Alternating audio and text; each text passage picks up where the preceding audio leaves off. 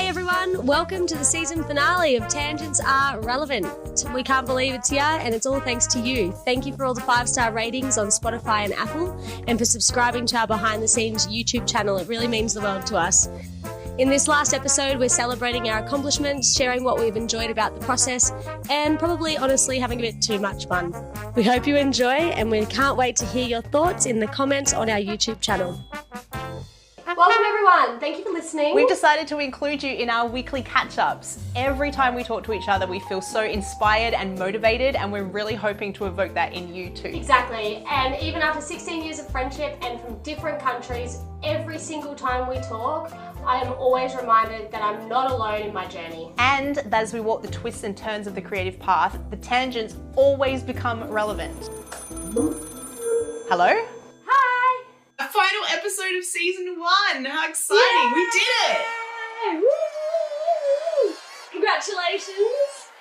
Congratulations to you. It's like been 6 months since we came up with the idea of doing this. Yep, 6 months and 6 episodes later, here we are, baby. I'm so proud of us. Me too. And I'm so excited for the end result to come out because we've taken our time and we've enjoyed the process and we've done things differently.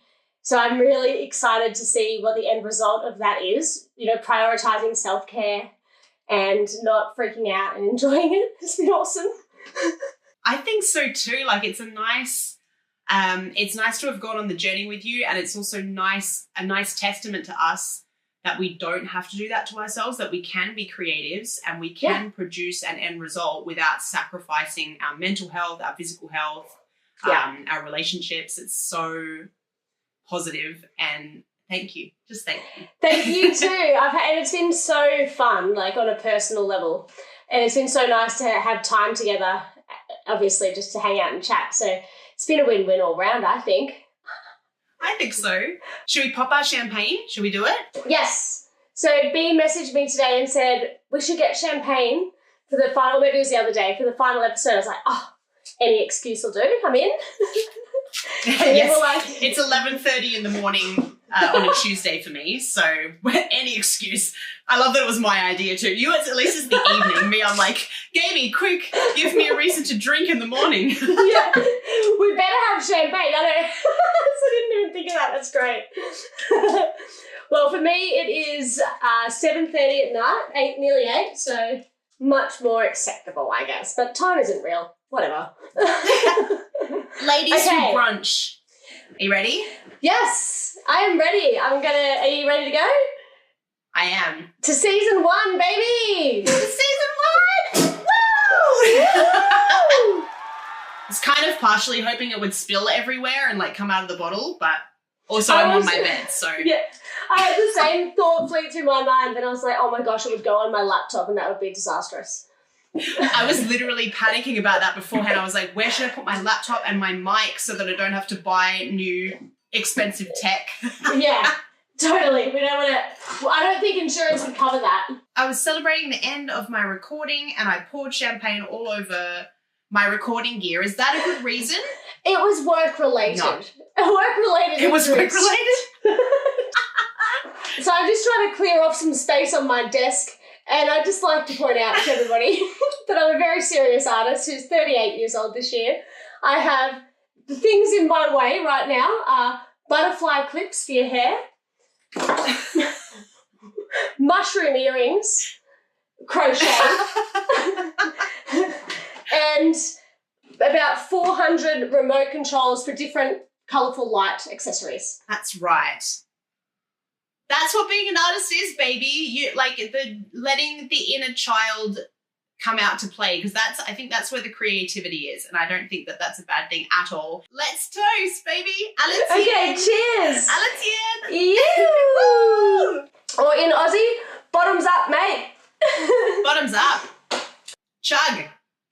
Chug, chug, chug. Oh my gosh, mine's so bubbly. It's amazing. Over the last 6 episodes, we've both been experimenting and learning and playing, and I think we're still, like an abstract painting, adding layers, and it's coming to life. And I felt today, I was reflecting on it, and I was like, I feel like, for me anyway, and I would love to get the listeners' and the viewers' opinion, But I feel like the heart of this is friendship and respect for each other and collaboration. So like, yeah, there's the entrepreneurial side, and yeah, there's the like, you know, actual tips for creativity and stuff like that.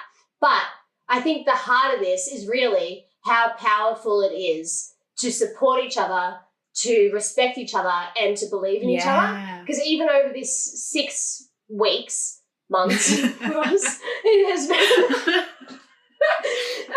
we've both felt much more like positive about stating our rates with people, and we both felt more empowered. And I think that for me right now, and it will probably change again, like any good, you know, ongoing thing, like a documentary or whatever. But right now, I think that the power here is encouraging others to do the same. So if you have a friend who's a creative, get together, tell each other how awesome you are, and give each other advice, and be there. And just say, yes, I will listen to you. You know what I mean? Because sometimes our partners get bored. They don't want to listen. That's fine. So that's kind of how I feel this is panned out right now. And like, we didn't know that at the start.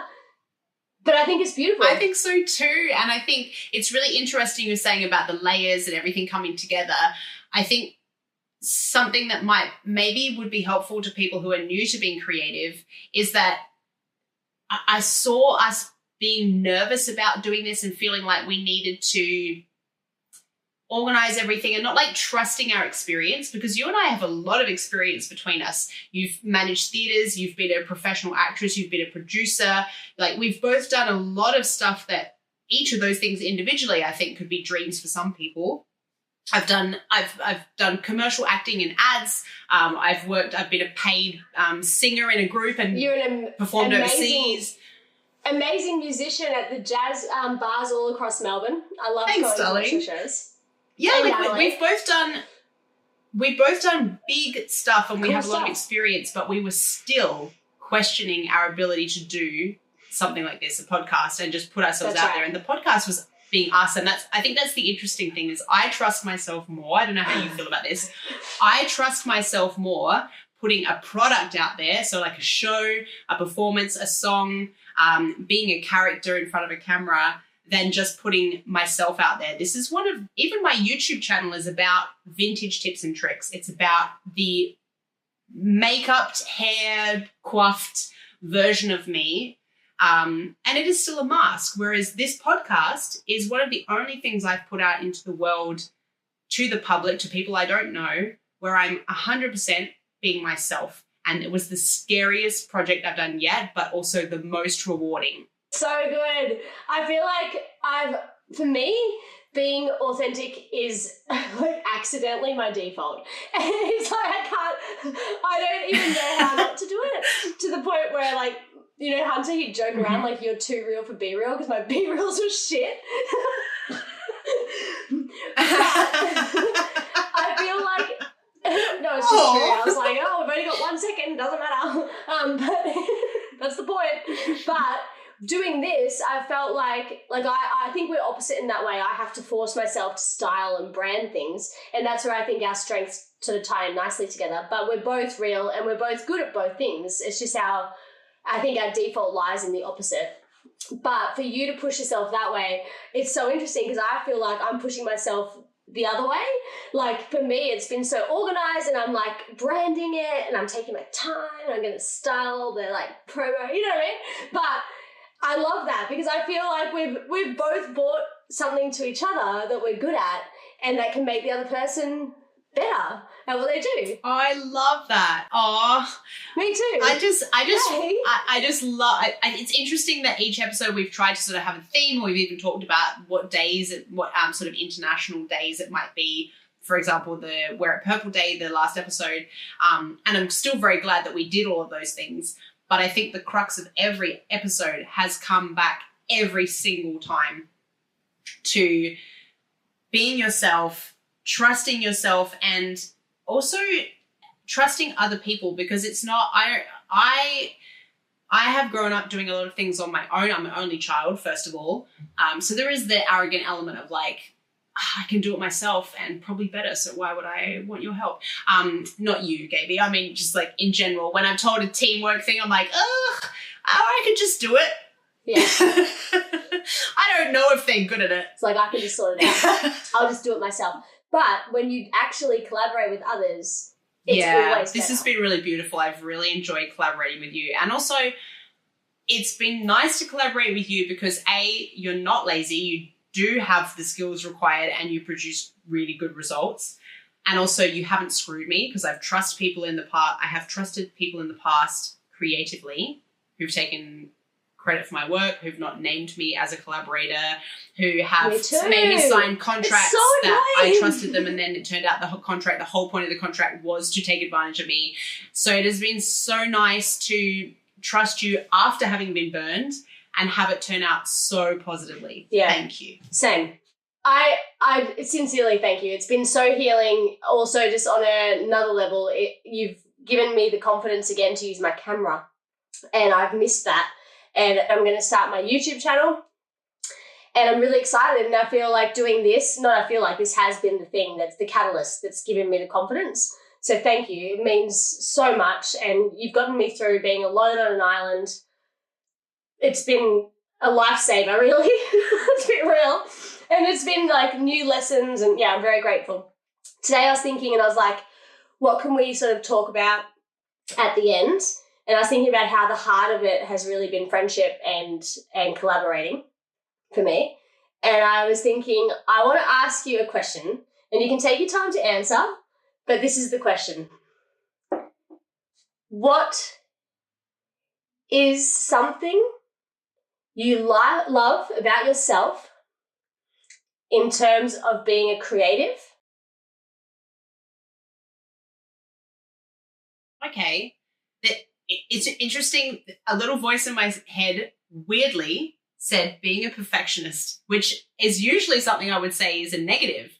But actually, now I want to explore why, because I actually don't really know why the voice in my head said a perfectionist, which is interesting. So maybe being a perfectionist because it makes me explore things. So I'm going to go on a tangent here, but so quite often I'll be having conversations and people will say general knowledge things, or they'll ask a question like, the other day I posted about corsages on my Instagram, and someone from Germany said, oh, haha, that's weird because in German, corsage means corset. So it's like a whole another conversation for us. And I immediately, whenever something like that happens, I don't go, no, that's weird, and then just write something on the internet. My brain goes, why? And have an inquisitive mind and the world's greatest library at my fingertips. We can all just go straight to Google. We don't have to be like, why is it like that on the internet? We can just, and this isn't a criticism of other people. There's not a right or wrong. But me personally, the first thing I do, and when I was little, my dad taught, we had encyclopedias. His whole office had the entire Encyclopedia Britannica in it. So I would go and I would get that and I would read it. It was great. It's so important to learn this, I think, because instead of asking someone else to tell me, go and find it out yourself. And within a minute, I had learnt that the word corset comes from the Latin cor. So the word corset literally means little body in Latin, or the derivative of. If you're into linguistics, this is a very simplified version. But corset comes from cor, set, little body, and corsage refers to bodice or the upper part of the body. So in French, it's the shortened version of, I might be wrong about this if I'm trying to remember correctly, bouquet de corsage, which means flowers for the upper body. And it just got shortened in English to corsage. Instead of it being shortened to flowers or bouquet, it was shortened to corsage, which just means body. And sometimes in Old French, it can mean blouse. So isn't that really interesting that the reason it means corset in German is because initially the flowers were designed to be worn on the upper body, and the word corset isn't actually the term for a piece of clothing. It's talking about the body.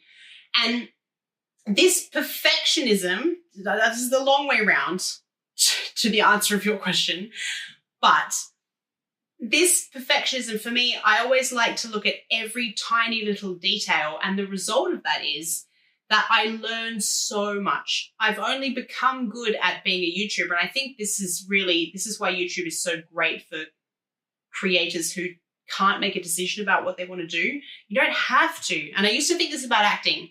If you're a kid who doesn't know whether they want to be a doctor or a teacher or a horse rider or be in the circus, be an actor, because you get to be all of those things on film, you know, for that movie.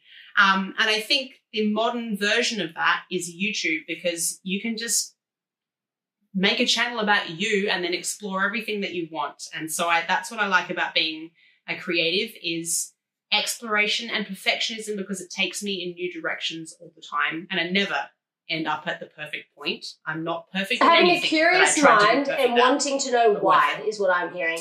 And I really respect those things too. I really respect those things, because those are the things that get you out of situations I've been in. And that's something I pride myself on as well. So that's something we have in common. Yes, I like that.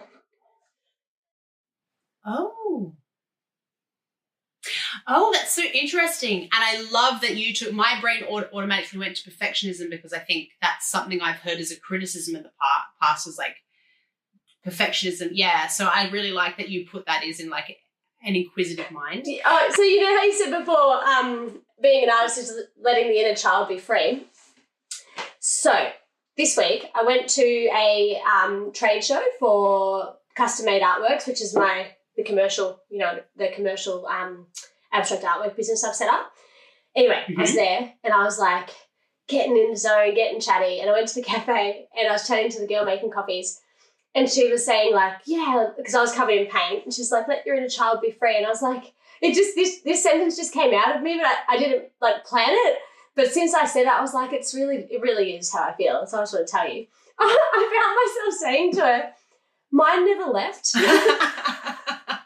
Yeah. I've never struggled to have to like re-find my inner child or let it back out. Like I feel like people have tried to crush it, but I've never lost it. It's never gone. Like I've always, you know what I mean? Like I feel like I've never grown up ever. So I think that's a good thing, because I've never, like, I don't view you as someone who's immature. I see you as someone who is adventurous and courageous. And I think that's something that children have. And we have this conception of like, when we grow up, you have to be more serious. But I feel like a lot of growing up is about, you have these life experiences and people tell you to be afraid of things, and you become like, you lose a sense of like spontaneity and courageousness that children have. And I think it's really important to unlearn that, or hopefully like you never lose it in the first place. Never learn it. Yeah, never learn to be scared. I feel like it's almost happened a few times. But yeah, I completely agree with you. I think it's that, like, not saying immature or, you know, do stupid things, but it's like more play and experimentation, being willing to try things. Like, even with my painting this last month, I've been trying stuff, and like I'll spend 2 days just throwing paint around. And then as I'm doing that, I find things. And I'm sure it's the same with music. You experiment with your voice and then you find things. And I don't know, I think it's like pivotal to human innovation. By the way, I need to top up. I'm on my second glass, darling. I haven't topped up. Oh, you need to do that. Quick sticks. The reality is, it's not super professional, but if Gaby and I were catching up in Australia, what usually happens is we catch up at about 3 o'clock in the afternoon. We're artists. We can't make it earlier than that. That's what time it's going to happen. We can plan earlier. It will be 3 p.m. 3 o'clock's a good time. And then we will drink alcohol, eat some stuff. We probably won't realise until about 7 hours worth of alcohol in that we need food. Then we'll order some sort of takeout that's not nutritional at all. And then we will talk non-stop without breathing, often without going to the toilet, and until the next day. The sun comes up. We won't sleep, and we won't feel like we need to sleep. We're like, oh, we've done it again. Here we are. We do it now. You are one of the few people, like, we do it now. Yeah, these chats, like, we're enjoying sharing this with you guys, but that we have these without you here as well. We're supposed to be planning. Then we'll have the conversations and things will come out. And that's why often we say, the other day when we weren't recording, we said X, because unfortunately we try to catch up and have serious meetings, and then we end up having the interesting conversation without the cameras on, and we're like, fuck, now we need to talk about it. Seriously, we've got so many lists of like topic ideas, questions. I even wrote one today when I was in a tiz. So Gaby messaged me this morning to say that she'd written the outline for this episode. And several episodes ago, I felt kind of bad, but I stopped contributing to the outline for the episode because we've not used one once. We write the outline and we don't do anything on the outline other than say, hello and welcome. In fact, today we didn't even do our intro.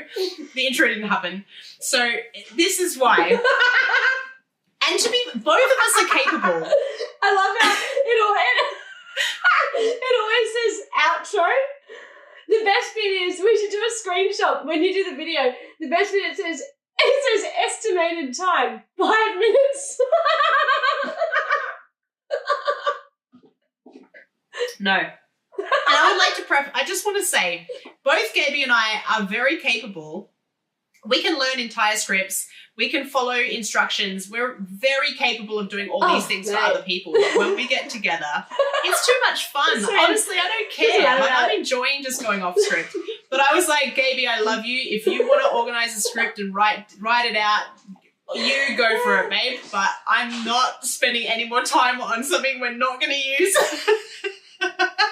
That's right. I loved it. And then I wrote back and said, don't worry, I was just being organisy because I was in a bad mood and it made me feel better. I have no expectations of us using it. Don't waste your time too. It's a good outline. I imagine that whatever podcast that could have been in a different dimension, it would have been a great podcast based on your outline. It's not that the outline was not exceptional. I could produce someone else's in a heartbeat. Listen to this. You ready? International Women's Day is coming up, September 22nd. I giggled because I was like, we're never going to say that. That's written on the outline. It's super relevant to our podcast. I'm impressed that you've worked it in because I did not believe that we'd ever get around to talking about it. No, I'm here. I'm doing it. All right. I'd just like to also say, oh, no, we can't. See, because you know what the problem is if I say any one of these things, there's another hour. You know? I know. That's every question that you wrote. I was like, this is like 50 podcasts, Gaby. What are you doing? I responded and I said, I love the last point that you wrote in the outro. What's happening next? Oh, yeah. What are your plans over our break? Because this is our last episode. That's really all we really need to say for our wrap-up / outro, 5 minutes. But the thing is that I think both of us are doing really cool, interesting stuff. But I do want to chat about what's happening next because it's relevant to the podcast. Yes. And also I think both of us are doing really cool things that people will be interested in. I did actually write on here that perhaps we could have a secret episode release. Oh, I like it. So what else? You know, like at the end of the CD when we were kids and there was that secret song. Yeah. I just think it's so fun. Like if someone has, I don't know how we like orchestrate the logistics of this, but if they get the secret episode. If they want it, they can have the secret episode. I think we've accidentally done it anyway. I think so. I think as long as we don't market it, I think the thing is to just release it on YouTube and on the podcast, but we just don't tell anyone. They have to be a dedicated follower who just stumbles across it like, oh shit, there's another one. Yes. Well done, people. Here we are. Yeah. Just like a loyalty reward program. Here's your free copy. And hopefully at this point it's not just our partners being like, oh, there's another episode. Hopefully it's other people. Yeah. We'll see. My mum's very, very keen for this to launch, must say. I love that. I think this is such oh God, it's another tangent, but like the topic of mums is really interesting because I feel like being in your 30s is really good because you learn so much about yourself and you explore, childhood trauma and you try and work past it and I feel like there's a lot of sort of liberation and self-exploration, which I think is very positive. But I think in your 30s, at least the early years or maybe even the late 20s, hit you very hard on your parents because you've like suddenly realized what it is to be an adult. And then it's like, it's all your fault. yeah. And like, even though I understand why my mum might make the mistake she's making, I have to sort of say to myself in those moments where I'm struggling to understand why she might not even understand why she might have done it. When like, you're just emotions emotional. versus Yeah, when you're reactive. Yeah. Yeah. And I'm like, Jesus, B, like, she did the best she can. And some people's mums don't fucking love them. Like, sorry if that's the case for you. I don't mean to say that sort of flippantly. But, like, my mum would do fucking anything for me. So when I'm hard on her in my head, and I usually don't say these things to my mum, it's things I work through myself. Sometimes if she happens to be present, I say or do things and I'm like, oh, you fucking little bitch, me. That was mean and unnecessary, you know. We all do it. Of course, yeah. But, you know, like, then I'm like, she literally pushed me out of her body and would sacrifice anything for me. Fed me on her breast. Yeah. Yeah, and I'm being a turd right now. I know. The amount, you know, that brings me back to Shameless. I've been watching Shameless, the TV show on Netflix, the American one. It's great, by the way. It's so inspiring. It's so well made. Oh, my God. I'm loving it. Watch it. It's fucking amazing. Excuse the French. But seriously, so good. Acting, directing. Another one of those weird French sounds. Yeah. Sorry. Tangent. Keep going. I was watching Shameless and I thought, wow, our mums do so much for us. Like, honestly, they have done so much for us. It doesn't matter. And what you just said before was they're doing the best they can. So I feel like sometimes our, like, information overload and access can be like, okay, you know, you're healing your traumas, you're working through your pains, you've got all this information about, like, attachment theories and trauma and everything now. Which is fantastic, but it can, like, make you think, oh, they didn't do this, they didn't do that, they didn't do this. They've done the best they can with the information they have, then you have to respect that. Like, and you have to not only respect it, but appreciate it and be grateful for it because they didn't have to do that. They could have been lazy and just been like, whatever, you know, see you later. Yeah, some people just leave. Bit heavy, but literally. Absolutely. Yeah. It's true. Like, being a human being is hard. It's hard for everybody. You know what we all need is a sturdy bag big enough for a few art supplies or musical things. Like, you know those sports girl bags? That's right. When we were young? Mm-hmm. Do you remember them? Yes. Yeah, like a massive tote. Yeah. Like this big, but strong. Like a beach bag, but with pockets, like with compartments inside. That are waterproof. A creative overnight bag. Get in the zone. Get in the zone bag. Get in the zone bag. Yes. I love that. Oh, if only we were driven by corporate greed. Money. If only. Hey, we can just make it for us. This is the other thing I've started thinking. I'm like, oh, this would be such a cool idea. And then I'm like, I can just make it for me. So I've started doing that now. I got a bit of leather the other day. I love that. I respect that. I don't need to sell. It doesn't you don't have to put it out there and prove to everyone that you had the idea, do you? And I think that's something I've appreciated from the vintage community is all the people out there who have sewing skills and they just started one day. They didn't do a sewing course or whatever. Nice. They were like, I can't get what I want from the high street or from vintage reproduction brands. I want this. And there's a pattern from 1947. I'm buying it and I'm making it myself. And they look amazing. And when people say, can you make it for me? They're like, no. Are you going to pay $500? Because that's how many hours work I'm going to do. And they're like, no, I'm not paying you $500. And they're like, cool, you don't get an outfit. That's exactly right, because they're not making it for everybody. They're making it for themselves. If you want it, then you can have it for this. I love that. That's really cool. That's really cool. Oh, this has been a really interesting conversation. So, well, thank you for joining us for this this roller coaster ride of tangents. It's not just... were they tangents or were the tangents actually the main part and occasionally we got on track? Okay, so Gaby right now is doing some painting, spray painting. Is this actually a piece that you're working on? That's right. Oh, it looks like yes. I really have enjoyed watching the evolution of your art because I was I've been friends with Gaby since before she went to art school. Through her like learning the inverted commas, proper techniques, then going through choosing to be an abstract artist and having people say, you know, throwing paint isn't being an artist, like fuck off. If you've ever seen a normal person throw paint and an artist throw paint and looked at the end result, I think like anyone with half a brain could agree that you don't just end up with a good result because you threw paint on a canvas.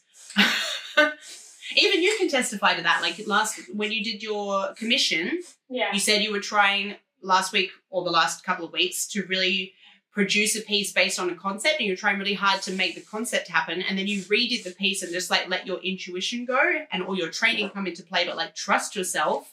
And but like you know that the second piece is better, and I looked at the second piece and was like, wow, the first piece was still good, but the second piece I was like, I love that.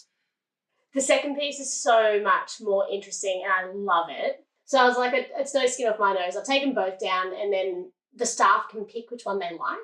And it was kind of like a fun game. They picked the first one. So I get to keep the second one. I'm so happy. I'll show you it. It's still here. Oh my God. I know. I'm so surprised. But that's interesting because that they're a business. Like I would be very intrigued to see the outcome, like what kind of clients you have, people who want artwork for business versus people who want artwork for their homes. Oh, it's totally different. It's totally different. Check this out. So I've still got this one. How cool is that? I love this piece. Like to me, that really says like a stormy ocean. Like I just think it's so beautiful. But you know what? I could see what they meant in the practice because the entire practice, like all the walls, everything are these three colours. So it kind of, it was very matchy-matchy. And the other one had pops of colour on it. So I could actually see what they meant. And I was like, you know what? Good. Because I can easily sell this one to someone else, I think. Whereas the other one I specifically made for them, ironically. So they liked it. Well, that's a wrap of season 1 of Tangents Are Relevant. We've had an absolute blast and we couldn't have done it without all of your amazing support. Keep the conversation going and feel free to connect with us on YouTube or Instagram or wherever you like to hang out online. Let us know your favourite moments, what you'd like more of, and how we can make season 2 even better for you. Thanks for joining us on this amazing journey and we can't wait to see you next season.